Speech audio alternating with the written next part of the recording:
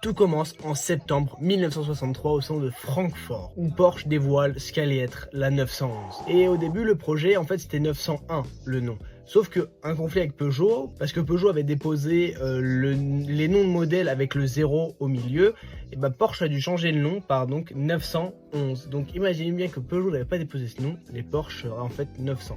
Le design initial, il est directement venu du fils de Ferry Porsche, Ferdinand Alexander Porsche, qui avec toute son équipe en fait ont designé déjà la 911 et qui en plus de ça ont créé ce moteur mythique qui est le Flat 6. Et pour le côté donc plutôt moteur, c'était Hans Mesger, donc l'ingénieur de l'équipe. Dans les années 60 et 70, la 911 se développe avec les versions Targa, S, etc. On gagne en puissance et en plus de ça on sort la voiture avec des éléments qui deviennent iconiques, avec comme par exemple les jantes c'est écrit à l'écran, ça veut littéralement dire renard. Aucune raison d'appeler les gens comme ça. En 74, la série G arrive chez Porsche, donc de 73 à 89. Le dot c'est un petit peu bizarre, avec notamment l'apparition de la 930.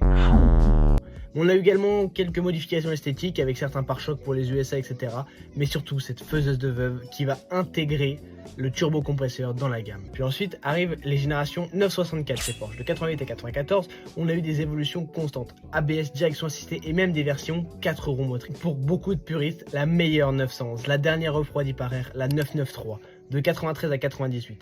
Parce que ensuite arrive un tout nouveau modèle, la 996, avec un refroidissement liquide, qui est un changement majeur dans l'histoire de Porsche et qui a, je pense, fait hurler beaucoup de puristes. Aujourd'hui, la 911, on est à la génération 992 qui a été dévoilée en 2018 déjà, et on n'est pas au bout de nos surprises, hein. La voiture ne cesse de s'améliorer, toujours plus de luxe et toujours plus d'efficacité, avec les générations de 992 GT3 RS, 992 GT2 RS.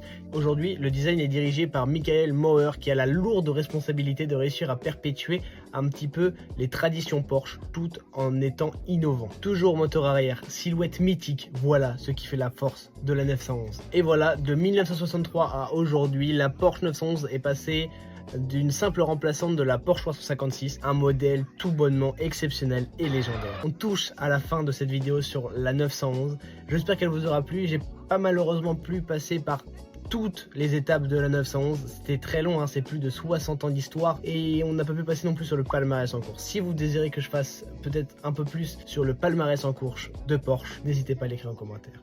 Allez, salut. Tout commence en septembre 1963 au sein de Francfort, où Porsche dévoile ce qu'allait être la 911. Et au début, le projet, en fait, c'était 901, le nom. Sauf que un conflit avec Peugeot, parce que Peugeot avait déposé les noms de modèles avec le 0 au milieu, et ben Porsche a dû